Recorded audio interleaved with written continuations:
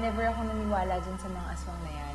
Yung yaya ko lang talaga yung laging nagkukwento bago ako matulog. Parang kinukwento niya lagi na meron daw mga manananggal dyan, na lilipad-lipad kapag hindi daw ako natulog, o kaya kukunin daw ako ng mga tik-tik. Parang sabi ko, Yaya, parang ano ba yun? Ba't kailangan mo pa akong takutin para makatulog? Sabi naman niya sa akin, totoo daw yun. So one time, nagkwento siya about dun sa tik-tik. Yung tik-tik daw, kapag naririnig ko daw siya ng sobrang lakas, ibig sabihin, malayo pa daw.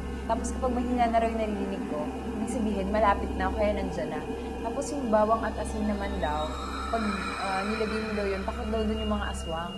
Sabi ko, bawang at asin, parang ano nakakatakot dun? Para bagay lang naman yun, mas malaki pa nga sila dun, di ba? So sa akin, parang sana maka-experience ako, sana makita ko sila para mapatunayan ko kung yung yaya ko nagsasabi ba ng totoo o hindi.